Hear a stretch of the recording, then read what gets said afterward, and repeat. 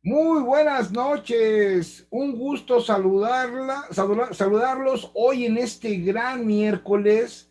Bueno, pues ya se nos acabó casi esta semana.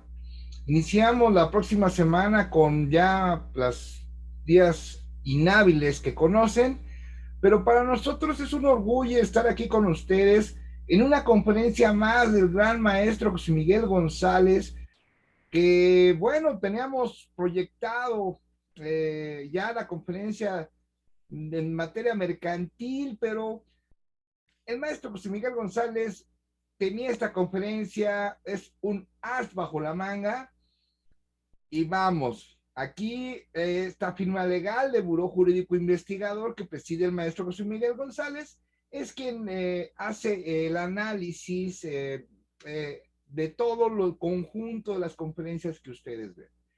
Él hace el desarrollo de las mismas, proyecta el por qué va primero una, después otra. Él tiene 30 años como docente, imagínense ustedes. Entonces, ese es el motivo por el cual hoy vamos a tener la gran conferencia Jurisconsultus Noctem, que es de ustedes y para ustedes. Soy el maestro Jorge Gómez, para los que no me conocen, y para mí es un orgullo estar aquí porque es una conferencia de un solo tema, que es de gran trascendencia, que es un tema importante que todos debemos de conocer por algún asunto que les puede caer. Ahora, estamos en la misma temática. Si ustedes gustan el video, acceso al video, su constancia y el material que hoy vamos a analizar con el maestro José Miguel González, pues en el promocional vienen los requisitos para que lo puedan obtener. Pero aquí está la conferencia, aquí pueden ustedes eh, apuntar, ver cualquier cosa, dudas al final de la misma, y en verdad es un súper tema. Permítanme un segundo, estoy aquí checando la parte técnica con relación a los documentos, sobre todo el documento que vamos a mostrarles, y tenerlo perfectamente listo para todos ustedes. Solo que estamos viendo, ok, perfecto, sí queda. Entonces, aquí para nosotros es un privilegio de que hoy tengamos Jurisconsultus Noctem. Hoy, con el gran tema, con el maestro José Miguel González, que en verdad es un tema de una sola conferencia, pero con gran trascendencia para ustedes. Jurisconsultus Noctem presenta el tema adjudicación de bienes inmuebles. Permítame un momento, por favor. Permítame un momento, por favor. Es que aquí. Adjudicación de bienes inmuebles en diversas vías.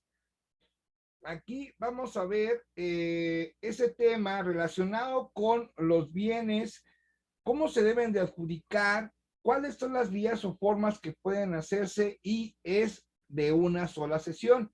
Es un tema en verdad fascinante, impresionante, con el gran ponente, el maestro José Miguel González, licenciado en Derecho por la Universidad Nacional Autónoma de México, título con mención honorífica con la tesis Importancia social y doctrinal de los interdictos. También cuenta con la maestría en educación por la Universidad del Valle de México, director de la carrera de Derecho en la Universidad del Valle de México, VM Campus Lomas Verdes, director jurídico del Sorteo TEC, Estado de México, director de la Escuela Superior de Ciencias Jurídicas, maestro de asignatura por definitivo por oposición de la Universidad Nacional Autónoma de México con 30 años de servicio. En septiembre de 2020 fue nombrado coordinador general de la Comisión de Estudios de Derecho Civil y Mercantil en el Instituto de Ciencias Jurídicas del Estado de México.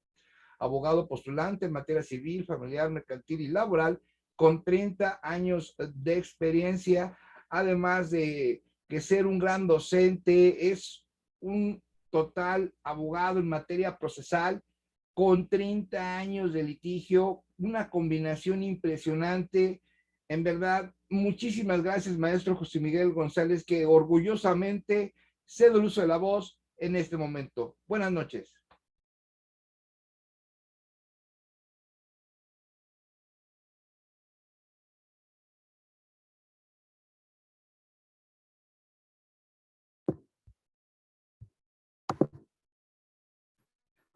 Muchas gracias, maestro Jorge Gómez. Muy buenas noches tengan todos ustedes, estimados colegas y amigos. Es efectivamente un gusto para nosotros el poder estar nuevamente aquí con ustedes en una plática más de Jurisconsultus Noctem, hoy con el tema adjudicación de bienes inmuebles en diversas vías y además pues con la visita virtual de Cesare Bonesana, mejor conocido como Marqués de Beccaria, de quien más adelante pues vamos a hacer algunos comentarios al respecto. Esta temática, como lo señalaba el maestro Jorge Gómez, es muy interesante. ¿Por qué?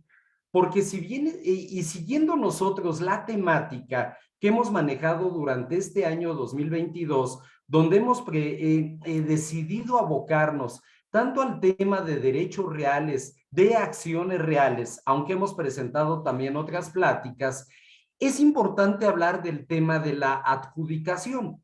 ¿Por qué? Porque así como encontramos nosotros actos casativos de dominio, como puede ser, en este caso, la venta, compraventa, como puede ser la donación, como puede ser la cesión de derechos, la adjudicación vía sucesoria, también vamos a tener nosotros diversos escenarios que vamos a presentar a ustedes el día de hoy, conforme a los cuales yo puedo ser adjudicado respecto de un bien inmueble y al hablar precisamente de una adjudicación, pues convertirme en propietario del mismo. Va a ser entonces en ese sentido que vamos a ver nosotros diversos escenarios partiendo de la base de lo que es el Código Civil y el Código de Procedimientos Civiles para la Ciudad de México, algunas leyes también de carácter administrativo, pero sobre todo pues hablando de escenarios que pudieran presentarse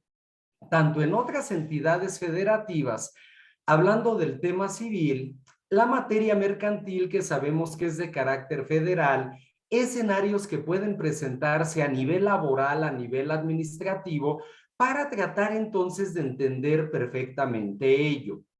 Sin pasar por alto también lo siguiente, ¿qué es lo que no podemos pasar por alto?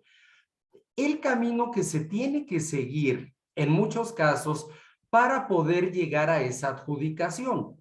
Camino que no es sencillo, camino que puede llegar a tener diversos obstáculos y que vamos a ir detallando entonces en este momento para que esto pues nos sea lo más claro posible.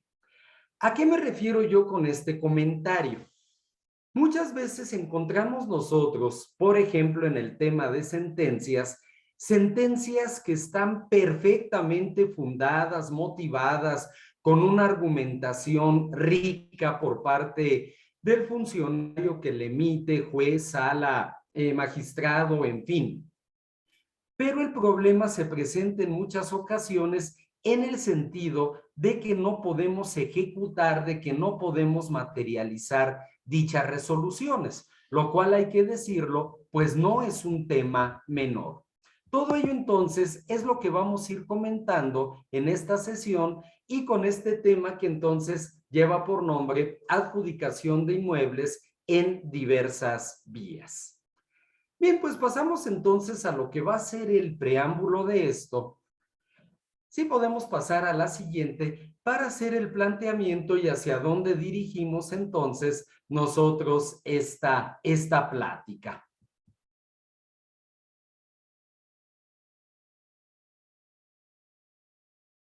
Bien, como decíamos, hablamos de un planteamiento que nos dice lo siguiente: los bienes inmuebles constituyen una garantía de pago a favor de diversos acreedores, por lo que podemos encontrar diversos procedimientos que concluyen con una fase ejecutiva que terminan con la adjudicación de inmuebles a favor de un tercero, o bien que esta adjudicación sea a favor del mismo acreedor cuando éste ejerce el derecho de poderse adjudicar en pago, el derecho de, por ejemplo, poder participar como postor en una almoneda de remate. Entonces, aquí nosotros, por ejemplo, así como hablamos de una fase postulativa, pues encontramos también esa fase ejecutiva donde al materializar los puntos resolutivos de la sentencia definitiva, podremos entonces sacar a la venta bienes inmuebles, bienes que han sido embargados, rematar esos bienes, que sería el término correcto más que decir venderlos, rematarlos y poder en este caso ser adjudicados a favor de un tercero, ser adjudicados en pago a favor del mismo acreedor. Sí, podemos pasar a la siguiente, de favor. Y entonces, pues tenemos lo siguiente. Antes de analizar las características de esta fase ejecutiva, que consisten tanto en el embargo de bienes como en el remate de los mismos, analizaremos el caso primeramente de la dación en pago, por la cual se extingue la obligación del deudor, siempre y cuando exista esa aceptación expresa y manifiesta del acreedor de recibir un bien en pago total de la obligación existente. Aquí el origen es algo muy claro. Hablamos de una obligación de pago. Hablamos aquí nosotros de una obligación de dar. Y presentamos como forma de extinguir esta obligación de pago, pues precisamente la dación en pago, el dar un bien en pago, que por efectos de nuestra plática de hoy, pues señalamos como un bien inmueble y cómo en este caso se da esa propuesta, se da la aceptación por parte del acreedor de tal manera que se extingue la obligación de pago, pero consolidándose el derecho de propiedad a su favor. Es decir, independientemente de que se maneje ante un juez, de que se maneje a través de un contrato, un convenio formalizado ante notario, tendrá que hacerse, en este caso, la anotación correspondiente en el registro público de la propiedad para que surta precisamente los efectos que aquí comentamos. Bien, posterior a ello analizaremos aspectos generales, como ya comentábamos, de ejecución de sentencia en materia judicial, así como el caso del remate de bienes para la cobertura de un crédito fiscal y el remate de bienes en un juicio laboral, para abordar por último el caso de la liquidación de la sociedad conyugal, ya sea que ésta se presente en convenio previo a la sentencia en el juicio de divorcio incausado o bien se presente posterior a dicha sentencia de manera incidental, de manera contenciosa, para ser resuelta finalmente por el juez de lo familiar. Ese es entonces nuestro propósito del día de hoy. Como podemos ver, son muchos temas que vamos a abordar, pero todos igualmente interesantes, por lo que tratamos de no omitir ninguno. Respecto de la dación en pago, y yéndonos nosotros al Código Civil para la Ciudad de México, sus correlativos en las diversas entidades federativas, el artículo 2095 nos establece lo siguiente: la obligación queda extinguida cuando el acreedor recibe en pago una cosa distinta en lugar de la debida. Bien, ¿a qué nos referimos?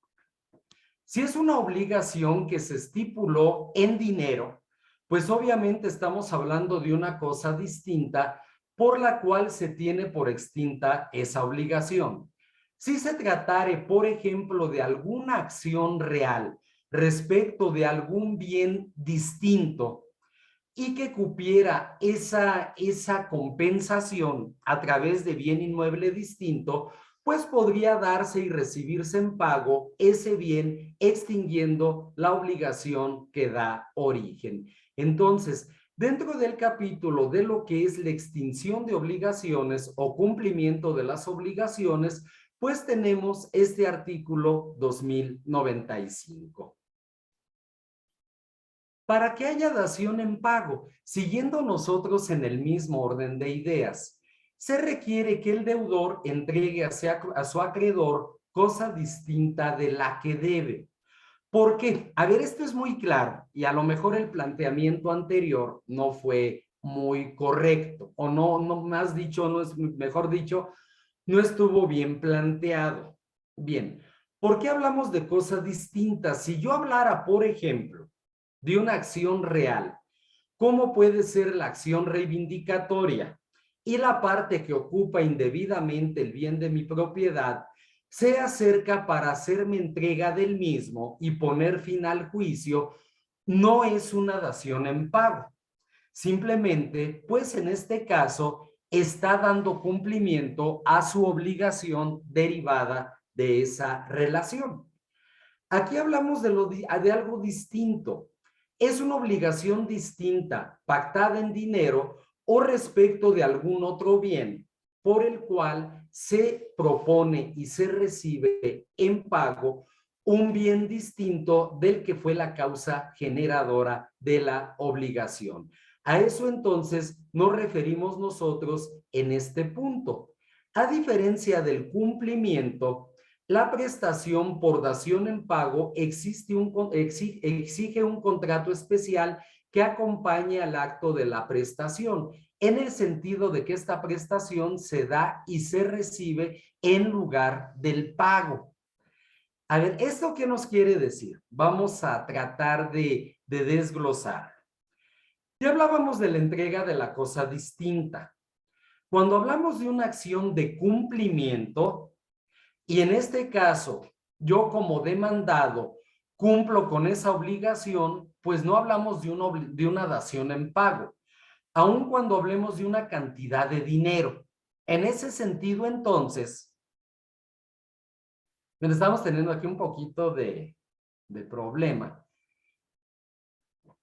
Entonces, aquí para retomar nosotros esta idea, decíamos entonces, perdón, es que se movió un poquito esto, ya está.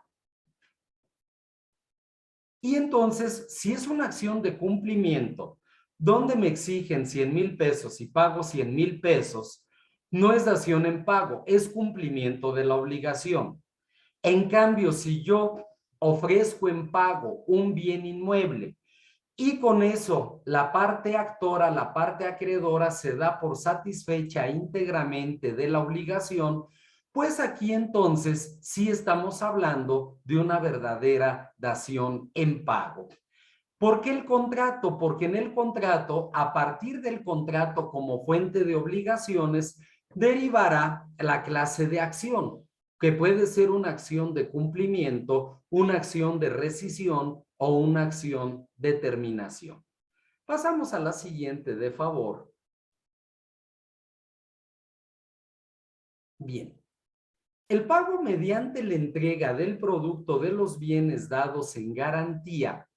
Esto nos lleva a un segundo supuesto, el pago haciendo entrega del bien señalado como garantía, es lo que podemos definir como dación en pago y es algo que resulta facultativo para el acreedor que está en su derecho de no aceptar la fórmula de pago, ya que nuestro derecho establece que el deudor no puede obligar al acreedor a que reciba una cosa diferente, aun cuando sea de igual o mayor valor.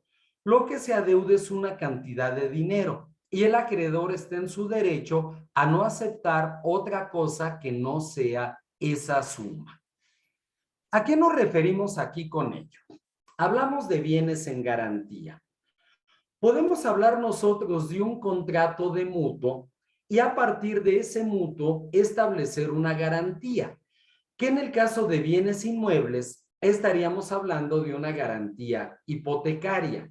Si estuviéramos hablando, por ejemplo, de aquel bien que yo embargué, independientemente del tipo de acción, ¿qué me lleva en este caso a sacar, a promover el remate de ese bien?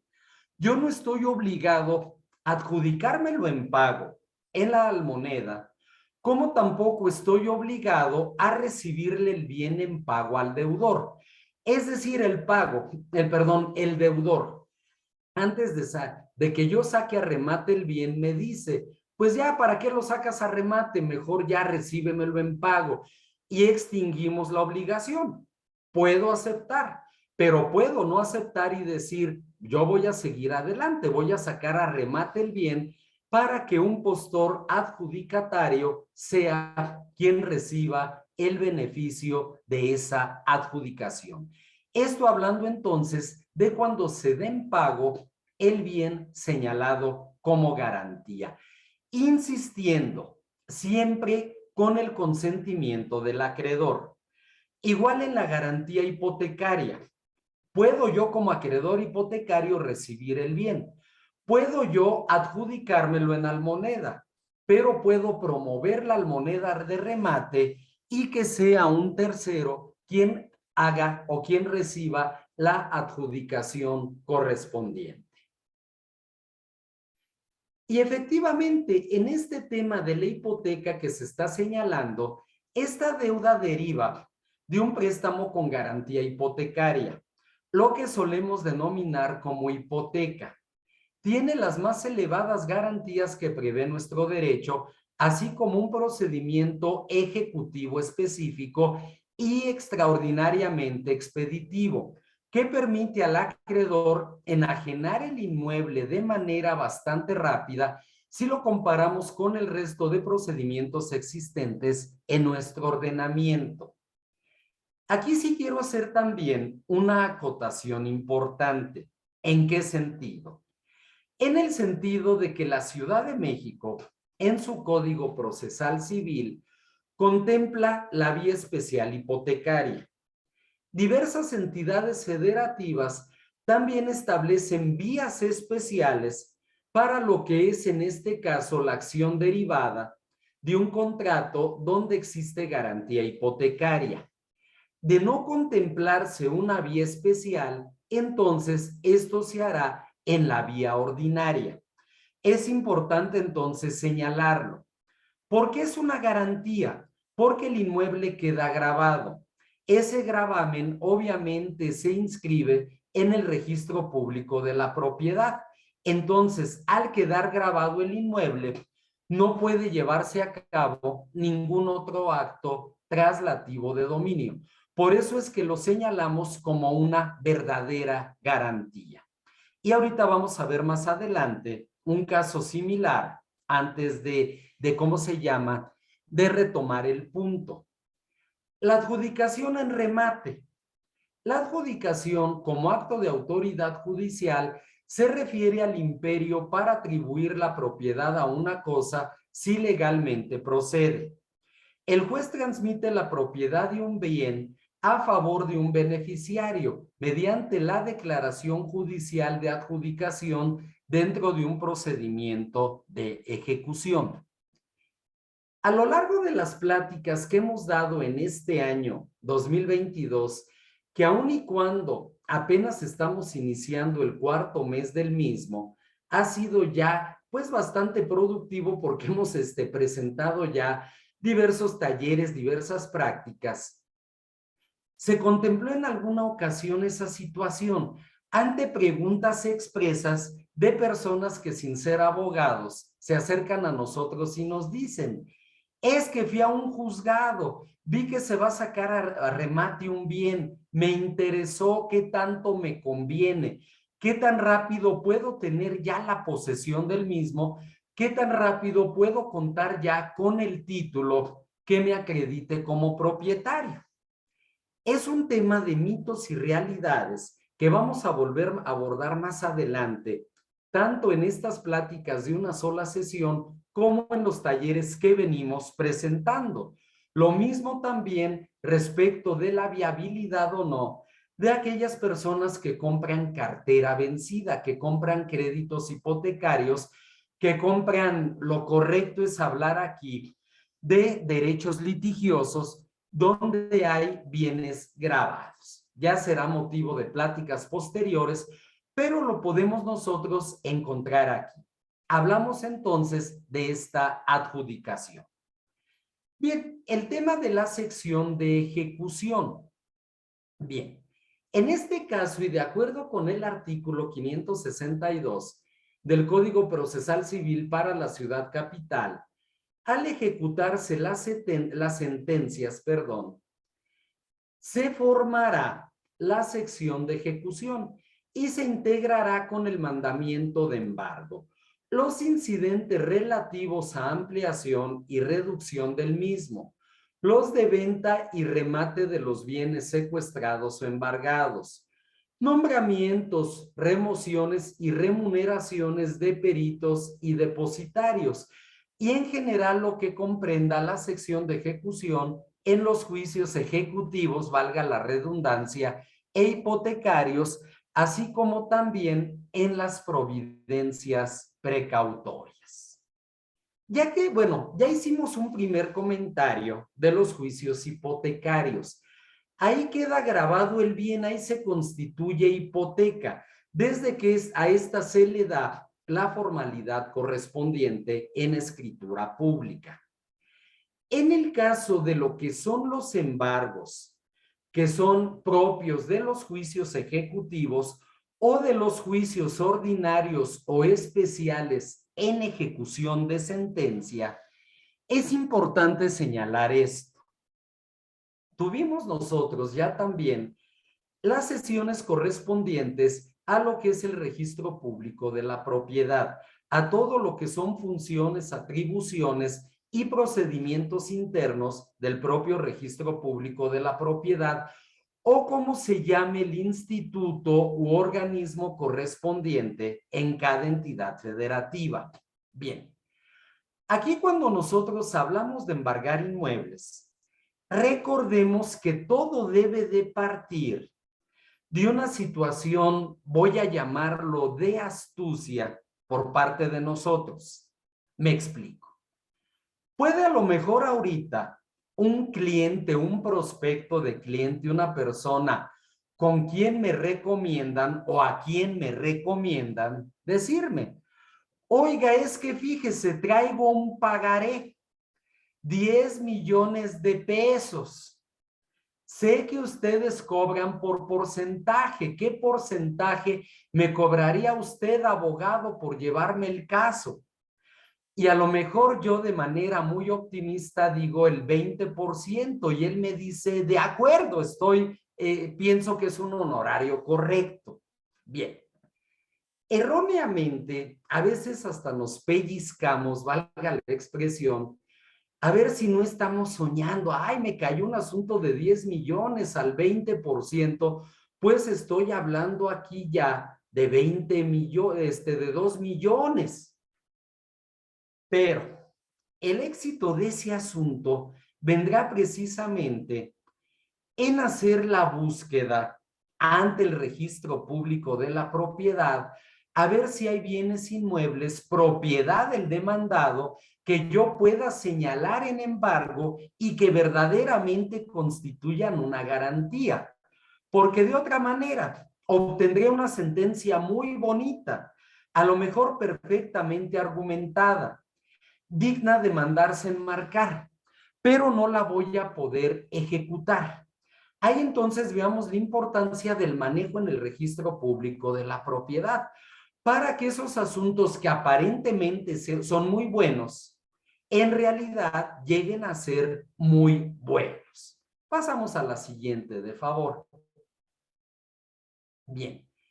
Respecto del embargo sobre bienes raíces, el ejecutante señalará los datos de inscripción del inmueble ante el registro público de la propiedad, ya sea que estemos hablando del folio real electrónico, simplemente del folio real o del libro, los datos del libro, que son partida, volumen, libro y sección, a fin de que se haga la anotación preventiva y se impida cualquier acto traslativo de dominio sobre dicho inmueble. Un tema de mitos y realidades. Hoy embargué el inmueble, pero para haber embargado el inmueble, debí de haber tomado en cuenta lo siguiente. Verificar en el registro público de la propiedad que esté a nombre de la parte ejecutada. Que no tenga gravámenes o que sí los tiene, de todos modos, el monto de dichos créditos me permita de todos modos recuperar el mío. Que no se trate de un bien en copropiedad, ya que si es un bien de copropiedad, no podría embargar la totalidad, sino solamente la parte alícuota de ese bien. Lo hago en la diligencia. le proporciono los datos registrales al actuario y de todos modos promuevo ante el juez solicitando la inscripción de dicho gravamen. Todo esto lo tengo que hacer de manera rápida, no sea que aparezca otro acreedor que se me adelante en el acto de inscripción del embargo. Veamos entonces qué tan importante es esta sección de ejecución. Y bien, para que proceda la anotación del embargo, en complemento a esto que se acaba de señalar, el inmueble, como ya dijimos, deberá estar inscrito a favor de la parte ejecutada. Y para el caso de que esta parte fuere copropietaria, se deberá señalar para embargo la parte alícuota de copropiedad que le corresponde sobre el inmueble. Esto nos genera un problema de que no voy a poder sacar a remate. ¿Por qué? Porque yo no puedo sacar a remate un porcentaje. Queda grabado el bien en lo que corresponde a dicha parte alícuota, pero nos presenta esta problemática que se está señalando. ¿Por qué hay que tener cuidado? Se comete este error. Hay quien dice, señalo el inmueble en que se actúa, y así lo asiente el actuario. Se solicita al juez la inscripción del embargo. Así lo ordena y se expide el oficio y las copias certificadas al registro. Pero el registro informa al juez que no es posible inscribir el gravamen toda vez que es un bien sobre el que existe copropiedad. Entonces no es posible gravar la totalidad del bien. Y en pocas palabras, se nos cae el embargo. Por eso es tan importante hacer todas estas precisiones que aquí se señalan. Si es copropiedad, lo que embargo son sus derechos de copropiedad o parte alícuota. Bien, pasamos a la siguiente de favor. Y entramos en el controvertido y difícil tema del remate. El artículo 565 nos dice, del mismo código, todo remate de bienes raíces será público y deberá celebrarse en el juzgado en que actúe el juez que fuere competente para la ejecución. Obviamente hablamos nosotros del mismo juez del conocimiento, aquel que se pronunció en sentencia, aun cuando los inmuebles estén fuera de su jurisdicción. Yo puedo sacar a remate un bien que está fuera de la jurisdicción, ordenando la publicación de dictos en el juzgado en el cual se encuentra o al cual se encuentra sometido en su jurisdicción ese inmueble. Pero entonces el juez responsable de ejecutar es aquel que resolvió en definitiva. Pasamos al siguiente de favor. Y el artículo 566 nos dice: cuando los bienes embargados fueren raíces, antes de procederse a su avalúo, la parte interesada deberá exhibir certificado de gravámenes de los últimos 10 años. Pero si en autos obrare ya un certificado que se refiera a parte de ese lapso, solo se exhibirá el relativo al periodo transcurrido desde la fecha de aquel hasta la en que se solicite. Recordemos que los certificados de gravámenes tienen una vigencia de 6 meses. Entonces, para sacar yo a remate el bien, ese certificado tiene que estar vigente y a partir de ello, entonces podrá promoverse ya el avalúo de los bienes. Bien, el artículo 567, en continuación de todo esto. Si del certificado aparecieren gravámenes, se hará saber a los acreedores el estado de ejecución para que intervengan en el avalúo y subasta de los bienes si les conviniere. En pocas palabras, ¿puedo yo sacar a remate un bien sobre el cual hay otros gravámenes previos o posteriores al mío? La respuesta es sí, siempre y cuando se les notifique a los acreedores el estado de ejecución que guarda este juicio. Y ese estado de ejecución, pues es precisamente el hecho de que se está promoviendo el remate del bien para que con el pago producto de dicho remate se haga pago a la parte acreedora. Eso significa, entonces, notificar ese estado de ejecución. Claro, hay que sopesarlo. Si el monto de los gravámenes es tan alto que me impide, pues, recuperar mi crédito, pues ahí es preferible, antes de inscribir el embargo, mejor desistirme del mismo. Y si hay posibilidad de embargar otro bien, pues embargar otro que sí resulte una verdadera garantía. Pasamos al siguiente, de favor. Bien, el artículo 589 bis nos dice: cuando el monto líquido de la condena fuere superior al valor de los bienes embargados, previamente evaluados en términos del artículo 569, que nos establece las reglas del remate, y del certificado de gravámenes no aparecieren otros acreedores, el ejecutante podrá optar, y ahí entra parte del propósito de nuestra plática de esta noche, podrá optar por la adjudicación directa de los bienes que haya a su favor al valor fijado en el avalúo, siempre y cuando pues hablemos nosotros de que este valor de los bienes fuere en este caso superior. Bien, puedo yo entonces hacer valer ese derecho, y en este caso consignar el remanente a favor de la parte ejecutada. Pasamos al siguiente. Bien, el artículo 570.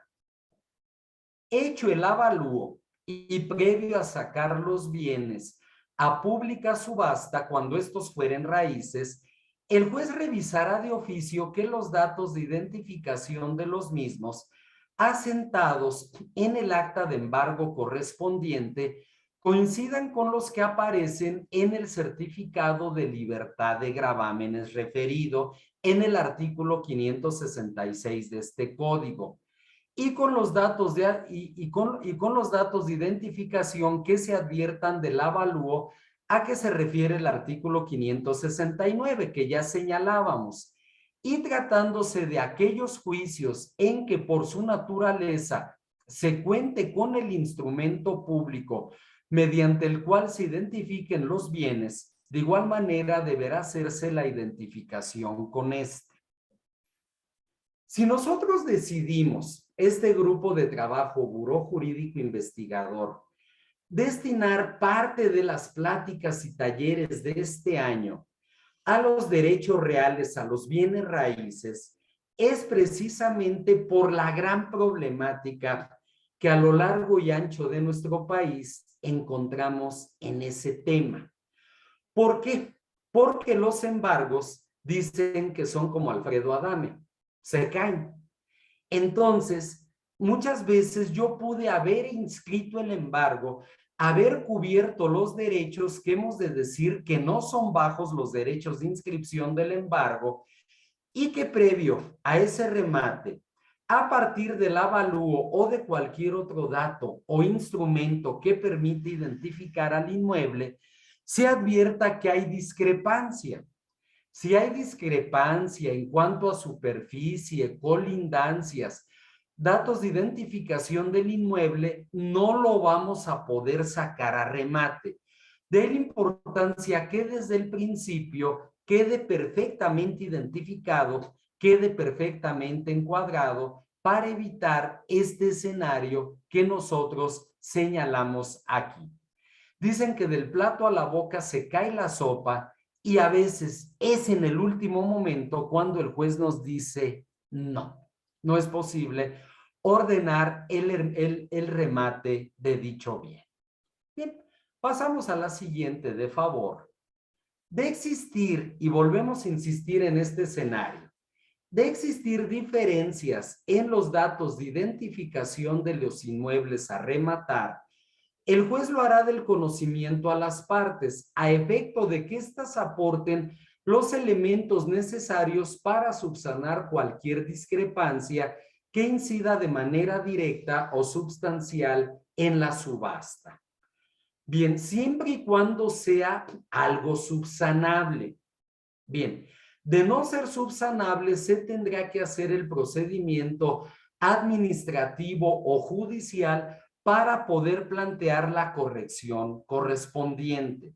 Entonces, muy importante, por eso tanto hemos venido insistiendo, por ejemplo, en el tema del embargo, de tener el bien perfectamente ubicado, no solo en cuanto a domicilio, sino en cuanto a antecedentes registrales, antecedentes catastrales, lote, manzana, superficie, para evitar algún escenario como estos que aquí se describen.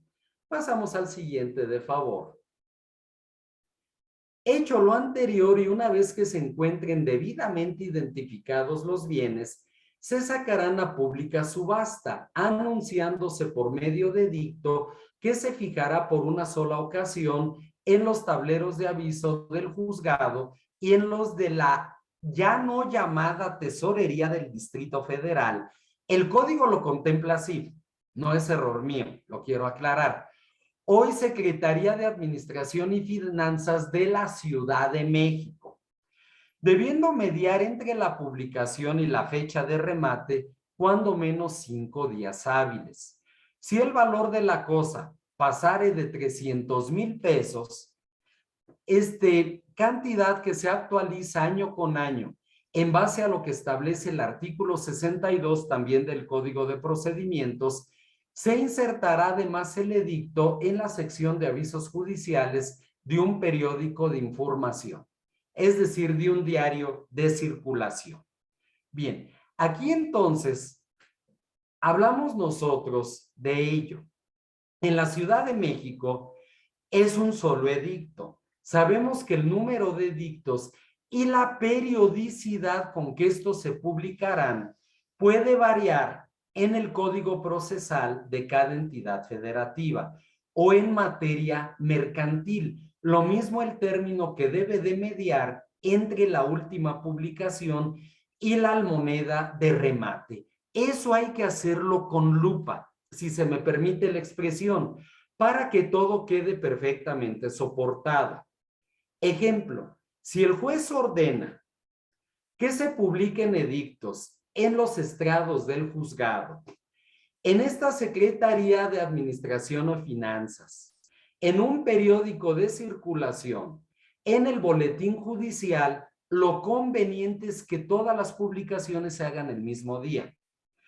Que yo compre los ejemplares del boletín judicial, del diario de circulación, para presentar y acreditar que se llevó a cabo la publicación de edictos y acreditar también que fue dirigido el edicto correspondiente a la Secretaría de Finanzas.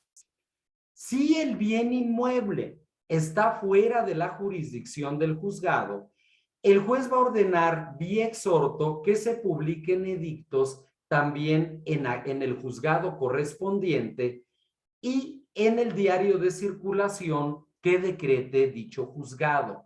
Procuremos en la medida de lo posible que sean del mismo día y que todas cumplan desde luego con el plazo que debe mediar entre la última publicación y la almoneda de remate. ¿Por qué mi insistencia?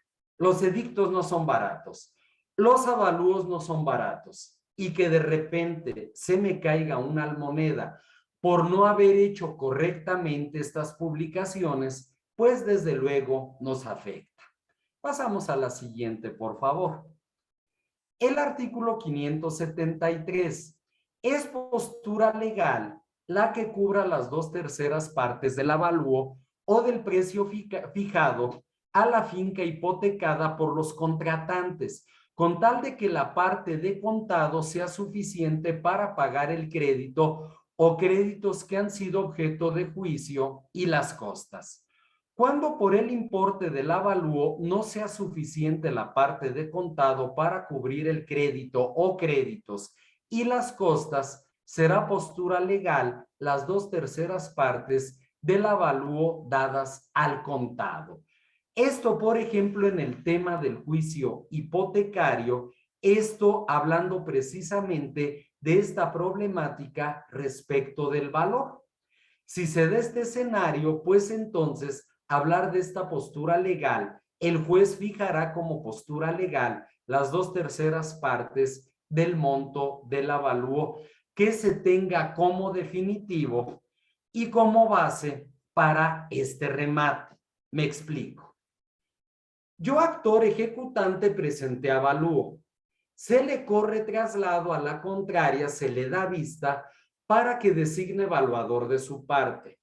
Si lo hace y ésta también rinde dictamen, obviamente los dictámenes van a ser discrepantes.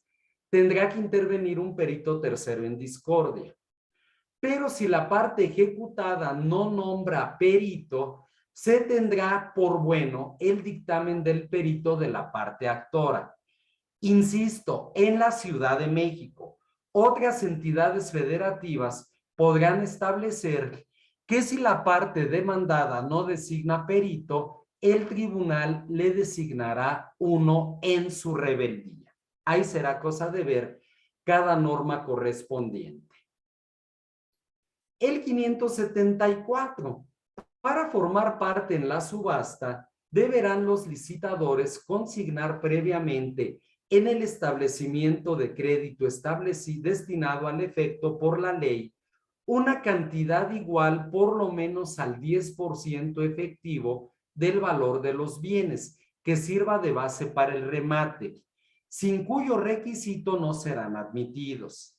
Se devolverán dichas consignaciones a sus respectivos dueños acto continuo al remate, excepto la que corresponda al mejor postor, la cual se reservará en depósito como garantía del cumplimiento de su obligación y en su caso como parte del precio de la venta. La Ciudad de México y la zona centro del país hace este depósito a través de un billete de depósito que se compra o se consigna en el Banco del Bienestar. Antes Bansefi, que era el Banco del Ahorro Nacional y Servicios Financieros. En otras entidades federativas podría ser a través del propio tribunal o de la institución de crédito correspondiente. Quiero intervenir como postor. Presento por escrito mi intención de intervenir como postor y exhibo el 10% de la postura legal. Eso ya me permite estar ahí, me permite pujar para mejorar el importe de la postura. Pasamos a la siguiente, de favor. Y el 575, el ejecutante podrá tomar parte en la subasta y mejorar las posturas que se hicieren sin necesidad de consignar el depósito prevenido en el artículo anterior. Obvio, si él es el titular del crédito que quedará satisfecho con ese remate, puede intervenir como postor, no tendría caso que exhiba garantía, puesto que la garantía es su propio derecho. A eso se refiere el contenido de este artículo. Y el 579, el día del remate a la hora señalada, pasará el juez personalmente lista de los postores presentados y concederá media hora para admitir a los que de nuevo se presenten. Concluida la media hora, el juez declarará que va a procederse al remate y ya no admitirá nuevos postores. Enseguida revisará las propuestas presentadas, desechando desde luego las que no tengan postura legal y las que no estuvieren acompañadas del billete de depósito o de la garantía que establezca el Código Procesal del Estado. En la Ciudad de México lo establece el artículo 574. Pasamos a la siguiente, de favor. Y el artículo 580. Calificadas de buenas las posturas, el juez las leerá en voz alta por sí mismo o mandará darles lectura por la secretaría. Seguramente va a ser esto segundo, para que los postores presentes puedan mejorarlas. Eso es la puja, mejorar la postura. Si hay varias posturas legales, el juez decidirá cuál será la preferente, cuál es la óptima para poderse adjudicar el inmueble. Pasamos a la siguiente, por favor. Hecha la declaración de la postura considerada preferente, el juez preguntará si alguno de los licitadores la mejora. En caso de que alguno la mejore dentro de los 5 minutos que sigan a la pregunta, interrogará de nuevo si algún postor puja la mejora y así sucesivamente con respecto a las pujas que se hagan. En cualquier momento en que pasados 5 minutos de hecha la pregunta correspondiente no se mejorare la última postura o puja, declarará el tribunal fincado el remate en favor del postor que hubiere hecho aquella y lo aprobará en su caso. Claro, quedará pendiente el cubrir el resto de la postura para que pueda haber aquí ya sentencia interlocutoria que le adjudique el bien. Pero aquí, bueno, yéndonos por pasos, ya se estaría fincando el remate a favor de este que fue considerado el mejor postor. El 581. Al declarar aprobado el remate, mandará el juez que dentro de los 3 días siguientes se otorgue a favor del comprador la escritura de adjudicación correspondiente en los términos de su postura y que se le entreguen los bienes rematados. Entonces, ahí estaría siendo el resultado. Primer caso. Soy un tercero, intervine como postor y se fincó el remate a mi favor. Segundo, este caso, que yo como parte ejecutante intervenga en la subasta y que pida se me adjudique el bien. Al no haber otras posturas o habiendo otras posturas, ninguna, pues sea óptima para fincar el remate. Esa sería la situación. Pasamos a la siguiente, el 589. Consignado el precio, el juez firmará la escritura en que se formalice la adjudicación fincada en favor del adquirente ante el notario público que éste designe. Es decir, hay sentencia interlocutoria y en ella se ordenará poner a disposición del notario que designe este postor adjudicatario para que ante el mismo se elabore la escritura correspondiente. Bien, ahí terminamos ese tema del remate en la vía judicial en base a las reglas de la Ciudad de México y de las reglas que cada entidad federativa establezca, insistiendo, sea quien sea el que se adjudique, un tercero que intervenga como postor o el mismo acreedor. El tema de los remates fiscales. Ahí cambiamos totalmente de área y del derecho privado, pues nos vamos al derecho público. ¿Qué es este remate en materia fiscal? Es el acto por el cual, ya sea el SAT o cualquier otro ente recaudador, el Seguro Social, por ejemplo, enajena en subasta pública o fuera de subasta los bienes embargados para poder obtener como producto de su venta los ingresos necesarios para cubrir el crédito fiscal y sus accesorios. Bien, esto surge de algo que se conoce como procedimiento administrativo de ejecución, cuando ya el órgano recaudador, facultado expresamente por la ley, determina la existencia de un crédito fiscal. Este se compone por el importe de la contribución omitida, por multas, por recargos y por gastos de ejecución. Eso determina una cantidad y por ella se le requiere al contribuyente o se le requiere al sujeto obligado, por ejemplo, en el caso del Seguro Social o del Infonavit, es decir, al patrón. Bien, entonces aquí el propósito de este remate es la cobertura del crédito fiscal y desde luego pueden adquirir el bien que se subasta personas particulares. Pasamos a la siguiente, de favor. y seguido en sus términos este PAE, que ya decíamos es el procedimiento administrativo de ejecución, se le adjudicará el bien al postor que gane la subasta. Ese es el camino, el procedimiento administrativo de ejecución. Estamos viendo la posibilidad de más adelante también tener un taller referente a lo que es este procedimiento administrativo de ejecución, a hablar también de los recursos que se presentan en materia fiscal y administrativa, hablar del juicio de nulidad, de la forma también de combatir las sentencias en el juicio de nulidad. Más adelante les haremos conocer ya el promocional correspondiente. Entonces, es otro camino para esta adjudicación. En materia laboral, se da precisamente lo mismo.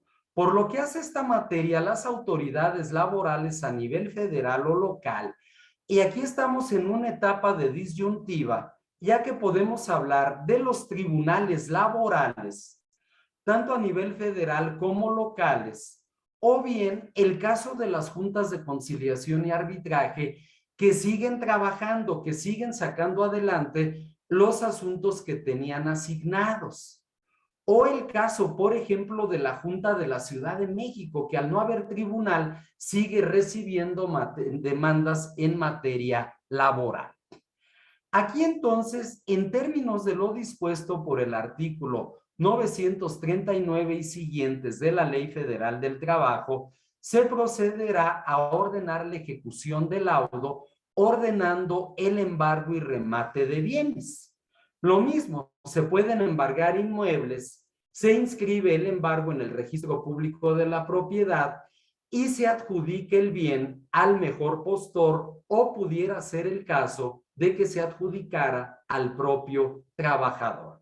Ahí entonces hay también esa fase ejecutiva que nosotros señalamos. Y el caso de la liquidación de la sociedad conyugal. Era muy bonito y sonaba muy romántico aquello de que lo tuyo es mío y lo mío es mío. Bueno, algo así, ya me enredé, perdón, pero bueno. Pero pues bastante complicado al momento en que se liquide esta sociedad con motivo de un juicio de divorcio. Si bien es cierto, por lo que hace al divorcio, fue un gran avance el que desapareciera el divorcio necesario sujeto a la acreditación de una causal de divorcio y se parta hoy en día de la voluntad de divorciarse de la parte promovente exclusivamente, la liquidación de la sociedad conyugal sigue siendo también un tema. Puede darse como producto de un convenio previo a la sentencia de divorcio, es decir, las partes ante el juez en audiencia acuerdan, en este caso, liquidar la sociedad conyugal, o bien puede ser posterior a la sentencia en la vía incidental, lo que se conocen como las famosas pretensiones que se presentan después de dicha sentencia. Tenemos aquí lo siguiente, si nos rezamos tantito, perdón, a la anterior, gracias. Esta abarca los bienes adquiridos durante la vigencia del matrimonio, salvo pacto en contrario en las capitulaciones. Esas capitulaciones que tanto nos dan dolor de cabeza últimamente, porque nadie las celebra, pero hoy en día, para todo trámite, juicio de divorcio o incluso sucesorio, se nos están solicitando. De la misma forma, pues obvio, surgen los gananciales a favor de cada cónyuge, los cuales serán reconocidos a cada uno en caso de divorcio.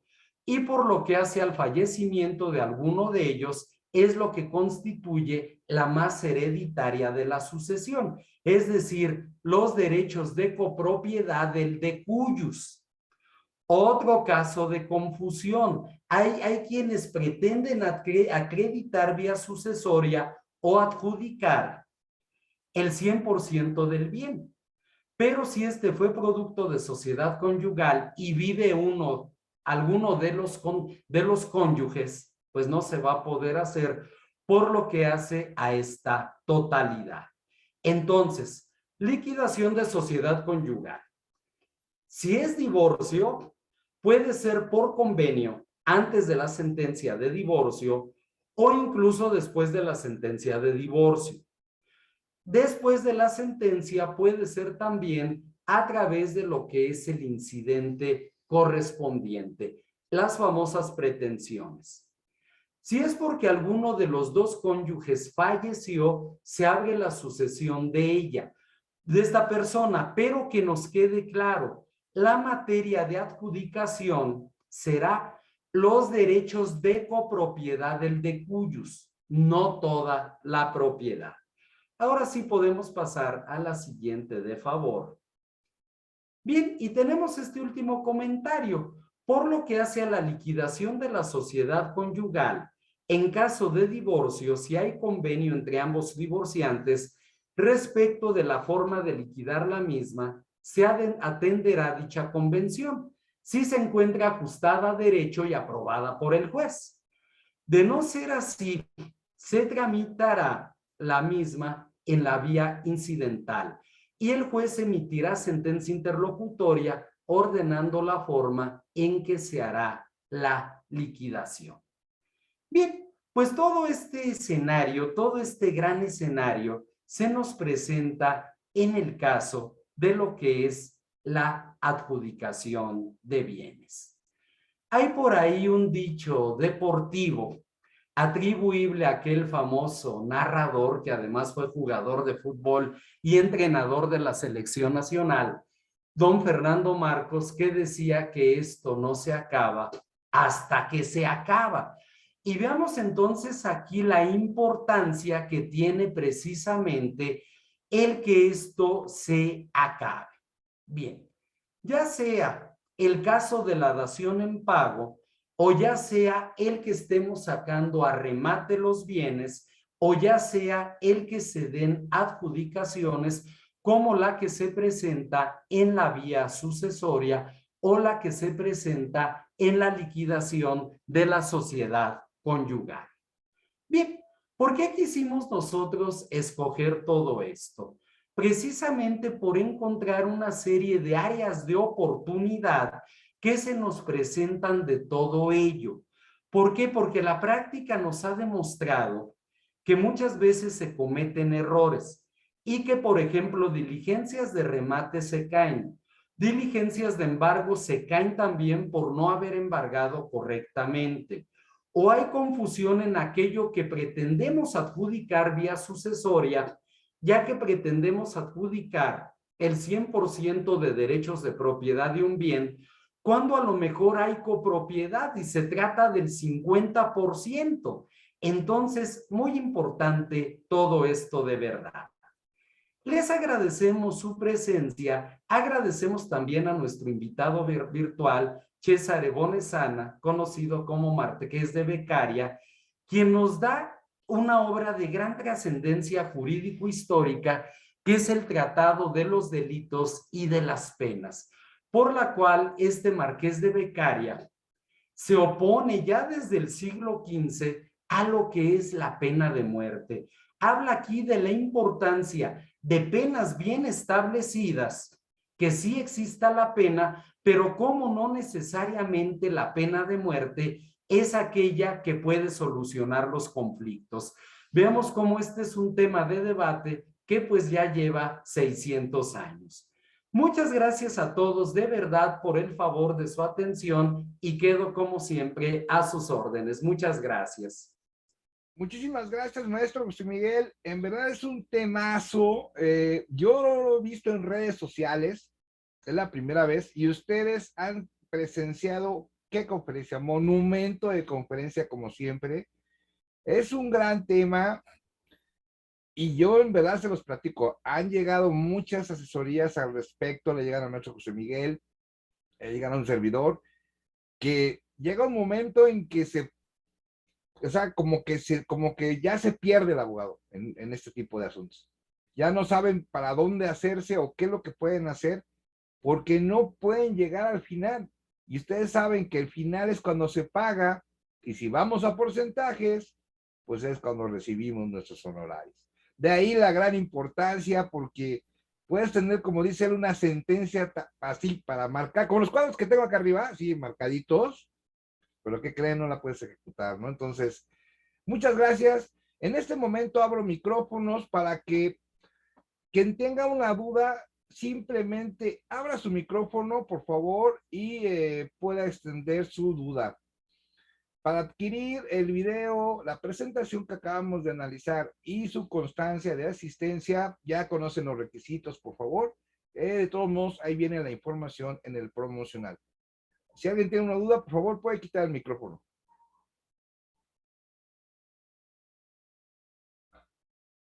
No tenemos dudas, maestro. Últimas palabras de esta. Adelante, por favor, licenciado, ya puede abrir su micrófono.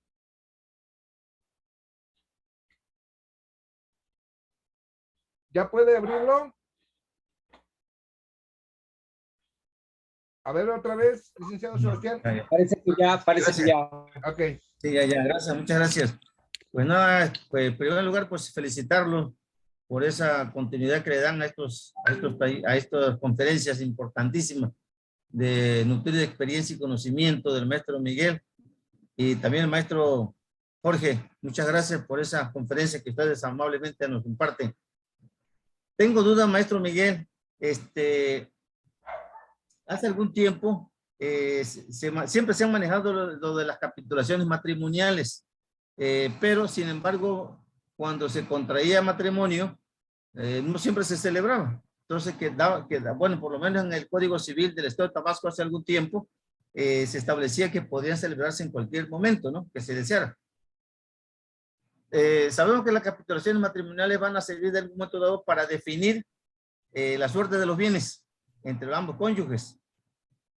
En el caso, por ejemplo, de que no se celebrara, que no se considerara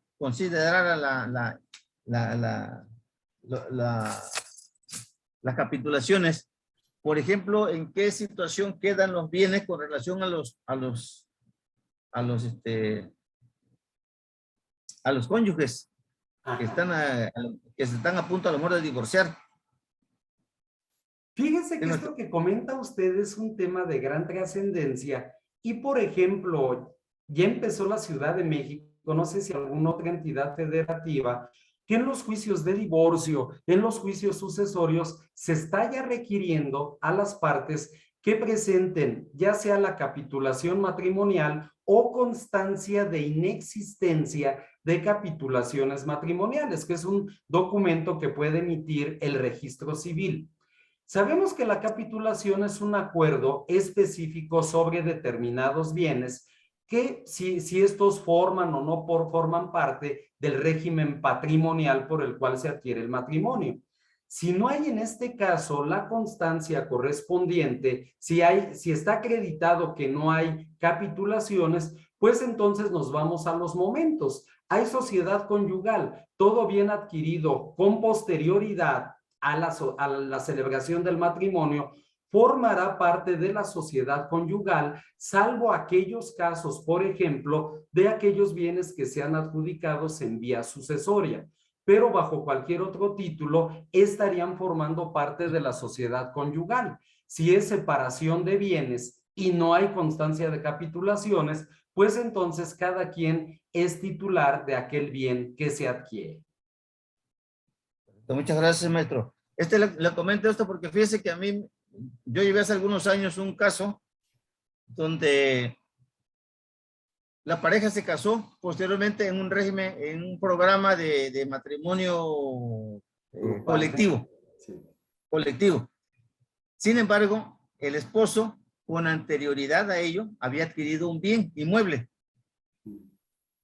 Se celebra el matrimonio y en el acta de matrimonio colectivo efectivamente decía que era bajo el régimen social conyugal en que se celebró ese matrimonio.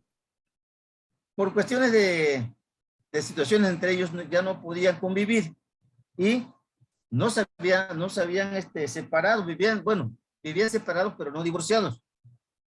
El varón vende sin consentimiento de la esposa, vende el bien, se lo vendió a X persona, pero posteriormente la esposa lo demanda argumentando de que el bien le correspondía a ella una parte en virtud de que vivían en sociedad conyugal.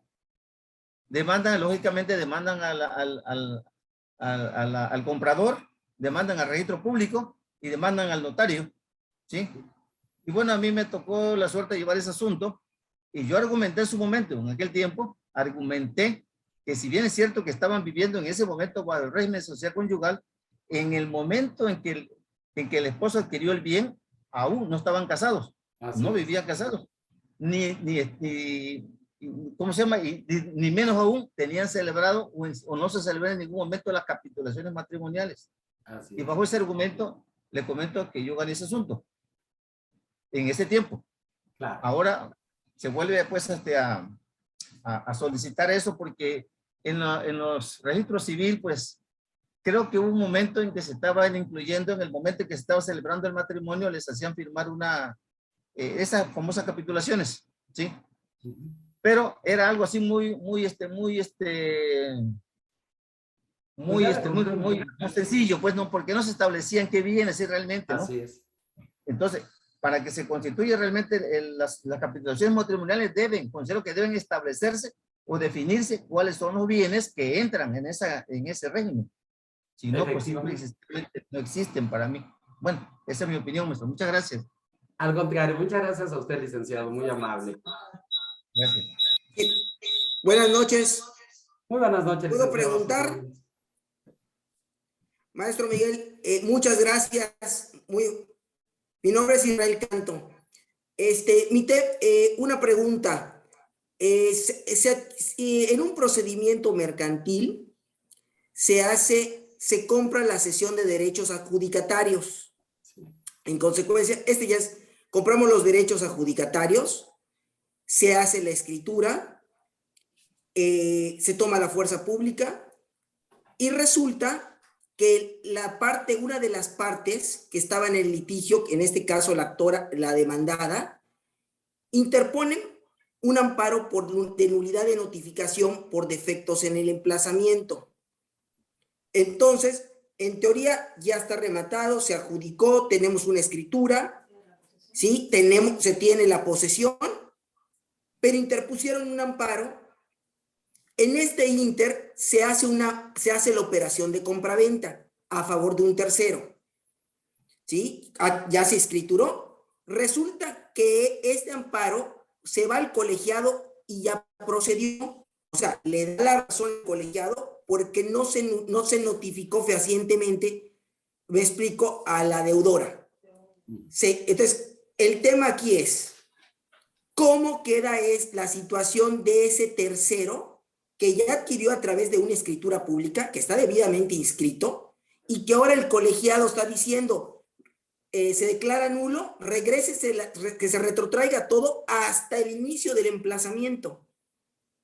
Entonces, acá hay dos factores. Se anula la primera escritura, se anula la segunda escritura de ese tercero de buena fe. O sea, ¿cómo quedamos? Vamos, hay varias partes aquí, ¿no? Sí. O sea, el que adquirió como cesión de derechos adjudicatarios, que en este caso fuimos nosotros a su vez la vendimos a un tercero de buena fe, que es el que tiene actualmente la posesión, y ahora, pues, el tercero me va a reclamar a mí, y yo reclamo al que me vendió la cesión de derechos. O sea, ¿cómo quedamos? ¿Cuál es nuestra posición ahora en el litigio? Y bueno, pues nuestra realidad también, ¿no? Claro. Porque aquí un punto que se vuelve muy importante, desde luego, pues es el efecto en el que se concede el amparo. Este amparo se concede para la parte demandada que habla de defectos en el emplazamiento, que pudiéramos entender, no sé si sea de la diligencia de emplazamiento en general, o sea porque nunca se le notificó la sustitución del titular de los derechos de adjudicación, que muchas veces es por donde se meten. Siempre cuando se adquieren derechos, antes de iniciar cualquier acción legal, lo conveniente es en jurisdicción voluntaria notificarles y decir, ahora yo soy el titular de estos derechos, te lo informo para que me pagues. Entonces, ahí lo importante es esa parte, o se está combatiendo toda la diligencia de emplazamiento. Toda la diligencia. toda la diligencia. Sí, Obviamente la demandada nunca subsanó, nunca contestó la demanda porque con eso hubiera convalidado todo el resto del procedimiento y ahorita se fue solito, vamos a decir, el juicio y ya presenta ese amparo.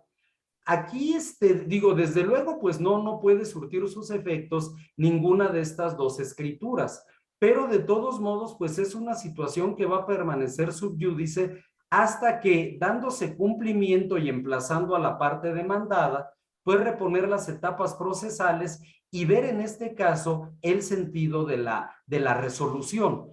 ¿Por qué? Porque ahora tenemos que volver a emplazar, pero si ya hubo una doble transmisión de estos derechos, sí, notificarle o antes de notificarle, de emplazarle, perdón, notificar, somos los nuevos, bueno, soy el cesionario de estos derechos, te lo notifico, promuevo mi juicio y le estaría yo cerrando el camino pues para futuros escenarios de estos. ok, entonces me da a entender que ahorita con la resolución se retrotrae todo, se Así declaran nulo las dos escrituras. Uh-huh. ¿Y la posesión cómo queda? Bueno, es que la posesión no se puede privar de la posesión a quien está en posesión, ahorita en detentación del bien. Eso se tiene que mantener, porque queda sujeto al resultado. O sea, aunque el colegiado, todavía la resolución ya vino, pero todavía no está publicada. Todavía está en el engrose. O sea que todavía no sabemos, o sea, se sabe que la resolución ya la perdimos, pero no sabemos el contenido de dicha resolución todavía. Y ahí entonces, el efecto va a ser... Entonces, la posesión lo más seguro es que la sigamos teniendo y volveremos a comenzar. Exactamente, es bien importante ver el efecto para el cual se está otorgando el amparo ahí en la resolución. Muy bien. Muchas gracias, maestro Miguel, te lo agradezco. Muchas gracias. Muchas gracias, licenciado. Preguntas, excelente. Enriquecen cada día más las grandes conferencias del maestro José Miguel. Adelante, licenciado Raúl Bolaños, por favor. Gran seguidor aquí también de las conferencias de esta firma legal. Gracias, muy buenas noches. Discúlpenme que no enciendo la cámara, pero está muy malo mi internet. Maestro José Miguel, maestro Jorge, la verdad, muchísimas gracias porque noche a noche dispersan demasiado conocimiento. En efecto, maestro José Miguel, muy interesante la cuestión de los mitos y realidades. Sí me tocó hace años comprar una empresa que se manejaba de capital, me encomendó la tarea de comprar por ahí un expediente, me tomaron de asesor, compré un expediente de un juicio mercantil, compré algunos, pero ninguno me convencía, precisamente por lo que le está pasando al compañero, ¿verdad? Que compras bombas de tiempo y la verdad tienes que expurgarlo como si fuera un perrito. Checar cuántos gravámenes hay, checar en este caso los antecedentes, checar todo de manera definitiva para que en este caso cuando tú llegues al remate y pidas la adjudicación como postor, pues no traiga ninguna consecuencia. Yo recuerdo que en su momento, en esa ocasión, la persona ejecutante, pues sí se puso un poco especial porque quería, sobre todo, ganarme la propiedad. Yo recuerdo que esa vez argumenté que, pues, si bien es cierto, él era un postor en potencia, pero eso le restaba derecho y sobre todo validez a la postura, ¿no? Que en este caso tendría que doblar la oferta o cosa por el estilo. Total que la jueza se decantó a mi favor, por ahí hizo algunos argumentos, metió algunos recursos, pero finalmente sí adjudiqué esa casa. La verdad fue una ganga, una casa preciosa. No sé si me escucha, maestro José Miguel. Perfectamente, licenciado, sí. Bueno, entonces por ahí sí, vaya cosas muy especiales, muy específicas, ¿no? O a veces te vas dando cuenta que llegan, embargan y se va. Y va en caballo de hacienda a la parte actora, ¿no? Así. Y uno les dice, oye, aguas, porque vas en caballo de hacienda, vas bien, por ahí tiene guardado una ASI. Efectivamente, ahí viene el amparo contra en este caso por tercero extraño a juicio, por tercero equiparado, cosa por decir, y se cae todo, ¿no? Así es. Y por cuanto hace, maestro, a lo que hablaban de la liquidación de la sociedad, pues hoy créame que está bastante La cuestión de la modernidad en derechos humanos, tenemos, por ejemplo, ahorita el problema, no sé si lo comenté en una ocasión con usted, por ejemplo, el incausado en Veracruz, ¿no? El apoyo tan grande a la doble carga de trabajo de la mujer, la cosificación de la mujer, el hombre que a la hora de separarse, de divorciarse, incluso dicho por abogados, lamentablemente, va, pero para eso las bondades de ustedes de dispersar conocimiento y llevarlo hasta nosotros. De pensar que en este caso, pues aquí acabó todo, llévate las arracadas que te regalé, llévate si quieres la argolla y la ropa y aquí acabó todo. Oye, pero no, nada, estábamos en separación de bienes y llegan a veces ahí al despacho, ¿ah? Y oiga, licenciado, y ya acabó, no, espérame, ¿qué hicieron? No, pues hicimos 2 ranchos, tenemos 2 patios de renta, tenemos 2 millones en el banco, tenemos esto. Qué bien, señora, pues andamos hablando de un 50%, pero me dijo el otro abogado que no me correspondía nada porque estamos en separación. No, señora. En este caso, con la modalidad del derecho, doble carga de trabajo y porque a partir de que se casaron, generaron precisamente esa riqueza. No importa la separación. Estamos hablando prácticamente no de la afectación a una disposición particular, ¿no? Sino que estamos hablando de cuidar en la modernidad y la protección de derechos humanos precisamente a la persona, es un pro persona. Usted con su trabajo en la casa y con su trabajo como empleada colaboró para esa riqueza. Entonces, son cosas muy fuertes que están pasando ahorita que la gente no quiere entender porque no le conviene, ¿no? Y nos pasa cuando nos van a ver los esposos. Oye, ¿y le toca así? ¿Y cuánto? Pues le toca la mitad. Pero no es posible, no es justo, ¿no? Así es. Pero el detalle grande que sacaron ahí ustedes, maestro, el de las capitulaciones. Porque dicen, no, espérame, es que formamos capitulaciones. Bueno, formaron las capitulaciones como un mecanismo de defensa contra terceros, pero no contra ustedes. Porque sí, yo te puedo decir, bueno, yo soy Luis Miguel, yo entro con mis millones y no te tocan, pero a partir de que firmamos, lo que yo saque de una nueva producción discográfica, lo que yo saque de nuevas ganancias y cosas por eso, te toca y me toca. Sí. Entonces, sí, la liquidación de la separación de bienes es, la verdad, créanme, del concubinato, es una verdadera sociedad conyugal de producción precisamente de ese ente, no de esa familia.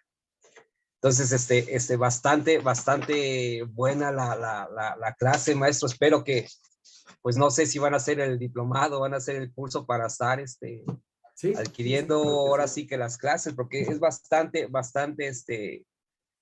abrevante o es un abrevadero grandísimo con usted, porque la verdad, créame, esos detalles que se barren, publíquense de 3 en 3 y de 7 en 7 y llegas barrido y aquel se le olvidó y te certifican y ahí van de regreso los edictos y va de regreso el remate y va de regreso todo, ¿no? Así es. O por ejemplo, como aquí el compañero, ¿no? Pues ya compraste, ya tienes posesión y por ahí sabes que hay un criterio, una tesis sagrada que dice que después del tercer adquirente, pues ese es de buena fe y se cae todo, ¿no? Entonces, esas cosas que usted acertadamente les dice de los mitos y realidades son muy ciertas. Y si no estamos al día con usted, si no estamos al día en lo que, preparándonos, son errores que son de repente llegan a ser millonarios, ¿no? Entonces, muchísimas gracias, maestro, la verdad, por dispersar este conocimiento, por ser tan pacientes para escucharlo a uno y muchas gracias. Buenas noches a todos. Al contrario, muchas gracias a usted. Y efectivamente, licenciado, pues destacamos ahí el tema del principio pro persona y el principio de control de convencionalidad, puesto que también ya tratados internacionales intervienen en favor precisamente de la mujer en esa parte. Muchísimas gracias, licenciado Raúl Bolaños. Efectivamente es un tema que todavía yo pienso desde mi perspectiva no está inmerso en nuestra sociedad y desgraciadamente por la falta de la cultura jurídica pues no tiene el verdadero desarrollo que debe tener, sobre todo y por eso estamos aquí, porque necesitamos cultura jurídica que tanta falta nos hace en México y en verdad muchísimo y en todas las áreas, tanto en las áreas de política, de educacional, económica, en todas las áreas. Licenciado Jesús Alberto tiene la palabra, por favor, puede poner su micrófono. ¿Qué tal, licenciados? Muy buena noche. Buenas noches, licenciado. ¿Qué tal? Un gusto. La verdad es que todo lo que nos comparte, sin duda alguna, pues nos nutre día a día. Le hablo aquí de Baja California y pues un saludo hasta la Ciudad de México, ¿no? Mire, respecto al tema que comenta, del tema de embargos, hay un asunto en particular que aquí pues es novedoso en la ciudad, que es el tema de la compra de créditos para los bancos. O sea, es que las carteras vencidas, pues ahí están los créditos, uno va, se pone a expulgar, como dijo el compañero, el expediente, vamos a ver qué tan amarrado está, y qué tan viable puede ser para el cliente. No ha tocado dar ahí uno que otro dictamen en lo económico y pues uno les digo, ¿sabes qué? Está parado con dos o tres palillos de dientes, si le quitas uno se te va a caer todo. En otro sentido, le digo, ¿sabes qué? Sí está bien, subsana esta parte, o ¿sabes qué? Además porque compras el crédito, cesión de derechos, compras todo el crédito, y ¿sabes qué? Como dato curioso que ya está sonando aquí en la ciudad, no nada más te vas por la garantía hipotecaria, sino te vas por el valor del crédito. ¿Qué quiere decir esto? Que el predio, o sea, a lo mejor no va a ser suficiente para satisfacer el crédito que acabas de comprar. Y en ese entendido, pues te puedes ir por demás bienes que tenga el deudor. De tal manera que lo que se está aplicando aquí, y es algo nuevo, lo comparto con usted, me gustaría igual escuchar su comentario, es que es así, digo, se investiga al deudor, si tiene más bienes, pues adelante, porque te vas a ir por el que está en garantía hipotecaria y por los demás bienes que tenga. Y a veces te llevas uno, dos o hasta tres, ¿por qué no? Con el mismo crédito que adquiriste. No sé, me gustaría hacer algún comentario si lo ha visto, porque pues me pongo aquí a escucharlo. Claro que sí, licenciado, cómo no, y un saludo hasta allá, hasta las tierras cachanillas. Qué gusto que nos estén escuchando por allá. Efectivamente, y como se señalaba, es un tema de mitos y realidades. ¿Por qué? Porque estos créditos se adquieren aparentemente a costos muy bajos. Muchas gentes los compran a ciegas precisamente sin verificar la viabilidad que hay en ello. Y pueden ser muchas cosas. A veces es tan simple, hay créditos que han sido cedidos 7, 8, 9 veces, y hay veces que el abogado que defiende a la parte deudora logra echar abajo todo, a lo mejor porque en la sesión del quinto al sexto sesionario, por poner un caso, a lo mejor ahí el testimonio notarial estuvo mal, a lo mejor no había facultades para ceder el crédito, había algo, y entonces echa todo para abajo. Creo que todo esto ya se ha venido dando en una situación de verdadera anarquía.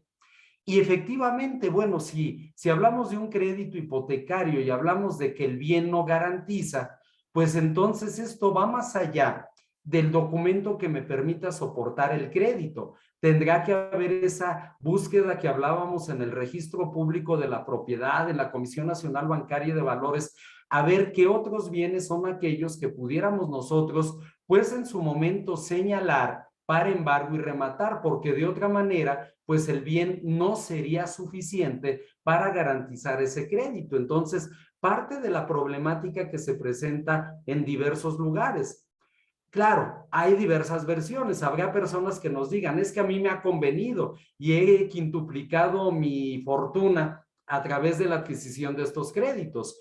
Pero tristemente, y como lo señalaba el maestro Jorge, pues también encontramos personas que lo perdieron todo por haberle apostado a este tipo de instancias legales. Entonces, pues muy controvertido en todo esto que se comenta.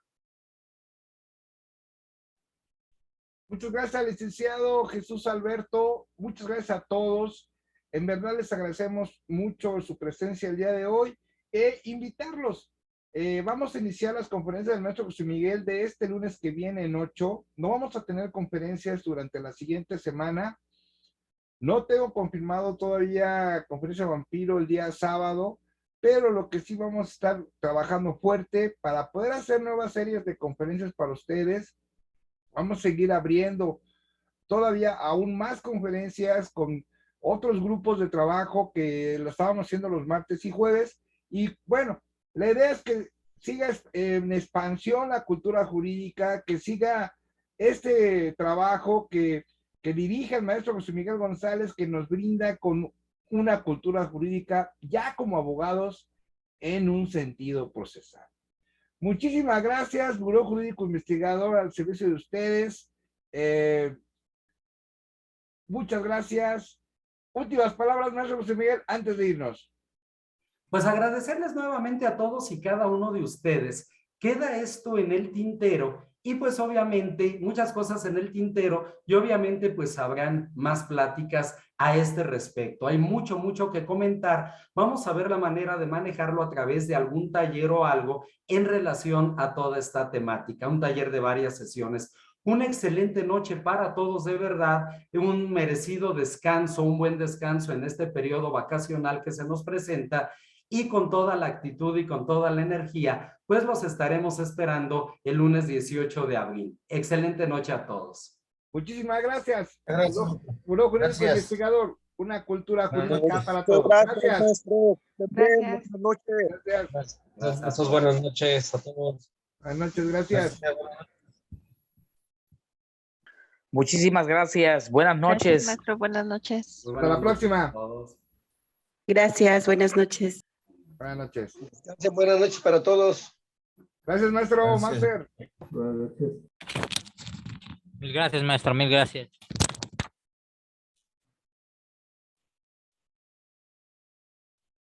Doy por terminada la conferencia. Muchas gracias.